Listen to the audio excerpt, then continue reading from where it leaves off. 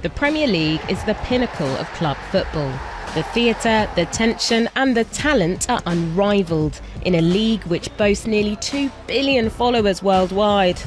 And yet... Now, I'm not sure what would make you more miserable, being a Manchester United fan over the weekend or holding the stock this morning. There's loads of losses. If we look at the top 5 leagues of English football, more than half of them are technically insolvent. Just look at how many clubs in the Premier League lost money in 2023 to 2024. Only a handful of them actually managed to turn a profit. I've had executives say to me, we're looking like behind the sofa, we're looking everywhere to get, a few pounds, dollars or whatever. They're also looking overseas. One of the things that English football clubs have started to realize on the backs of what's been learned here in America is that people are willing to pay for experience. But some fans are worried they're being left behind. To the corporates who are running our clubs and making the decisions, we are just customers and we can only be thought of in that way. As clubs explore new opportunities to keep the money flowing in, does English football need greater American influence to keep it afloat? And if so, what might that mean for the future of the beautiful game?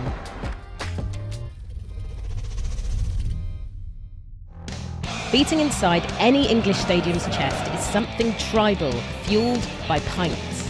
But these days, match day means different things to different people. From this, and this, to this, and increasingly this, thanks to all the money being lost. It's certainly something we've seen in the United States over the past 20, 30, even 40 years. When an old stadium is demolished and a new stadium is built, there's a huge premium placed on premium seating. That's because you can charge more for it. They're also able to utilize the facilities better, so they get more sales of food and beverage at half time and all those kind of things. That isn't really possible with really old stadiums. As new stadiums are built across the Premiership, there's a premium placed on proximity to the pitch. This has led to the rise of tunnel clubs at Premier League venues. Here, fans are able to wine and dine just metres away from top stars as they enter the arena. Kind of like an aquarium for footballers.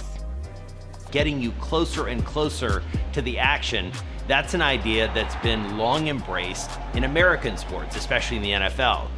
While the concept was shaped in the US, Manchester City were the first to bring it to the Premier League.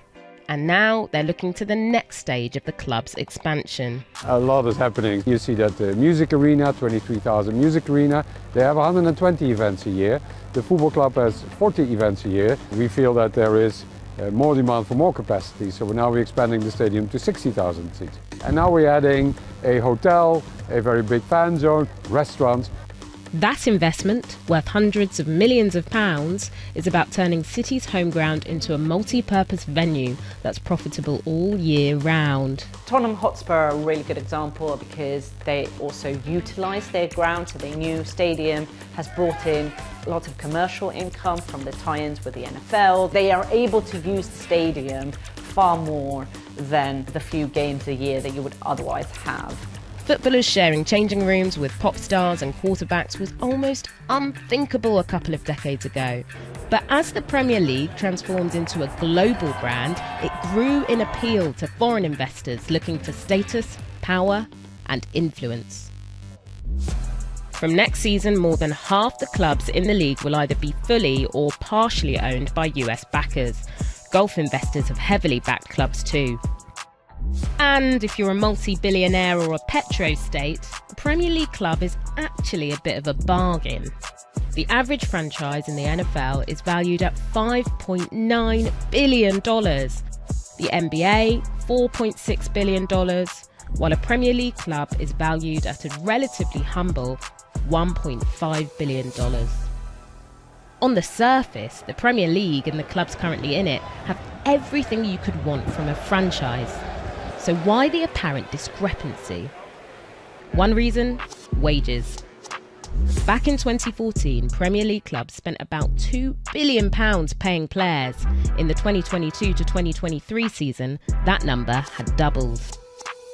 Among the top revenue-generating English clubs, some spent as little as 42% of their income on player wages.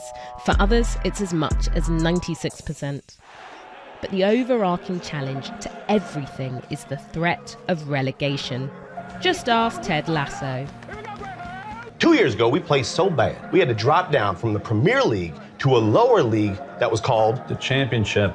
See, that don't make sense. Open leagues are those whereby at the end of the season, somebody gets promoted and a bunch of teams get relegated, which means they go to the league below. So it's not the same teams every year in the league.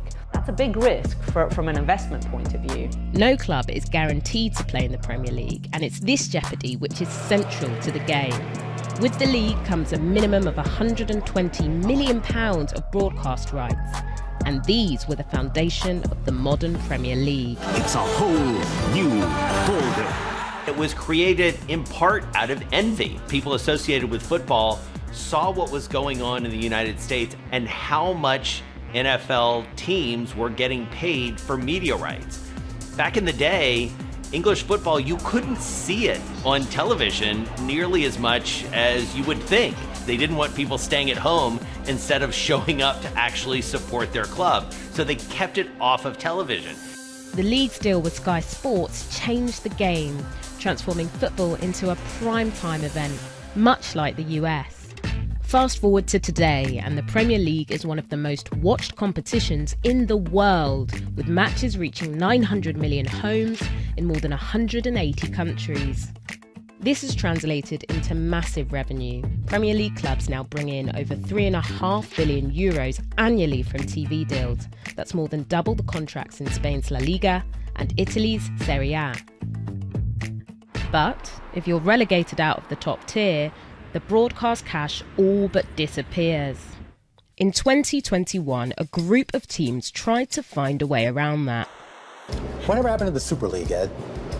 Dad. Don't get me started on the Super League. We don't have time for that. Essentially, what that was a bunch of team owners, many of whom were American, looking to make revenue more predictable for their football clubs. And how are they going to do that? Kind of by getting rid of promotion and relegation. And before it began, the idea had already collapsed after it proved unpopular with just about everyone. How can it be right to have a situation in which you create a kind of cartel that stops clubs competing against each other? Okay, so that didn't work. But the reality is that player wages are still increasing, revenue growth from TV deals has slowed, and no matter how well you did last year, you can still get relegated. These all affect the value of a club to an investor. But what can get lost amidst all this is a club's relationship with its customers, or fans as they'd rather be called. As Premier League clubs focus on raising revenue, some supporters are left angry and exploited. Fan groups are not happy. They're saying that they've affected the experience of people who've supported them for years and years. Here in the United States, we long ago gave up on the idea that going to a professional football game is going to be affordable. That doesn't seem to be the case in England. As a customer, I can change whatever supermarket I want to go to if I think one's cheaper than the other or has a better product. I'm not going to go and start supporting another team down the road if they start reducing ticket prices. That's just not how it works. Fan protests at Manchester City and other clubs have had an impact. City says its new stand will be predominantly general admission seating, and manager Pep Guardiola emphasised the importance of the fans. We need them desperately. It's quite hard for clubs to increase season ticket prices, which is why I think they've gone for hospitality. That's a different audience. There's no one putting up banners saying, you've put the price up by too much. And it's not likely to change either. Next season, over half the teams will be under American influence, just short of the 14 needed to approve major rule changes. For a glimpse into the future of the Premier League, the 2026 World Cup final in New Jersey will have a halftime show to rival the Super Bowl. Less this, more this. But there's still a way to go. The Americans have been here since 2005 and it's still losing money. My biggest fear really is that in a few years' time we just become some sort of international faceless corporate product. There are some major cultural differences between the US and the UK and Europe when it comes to sport, particularly football. This is something seeped in the fabric of society in many ways. You can only Americanize the Premier League to a point.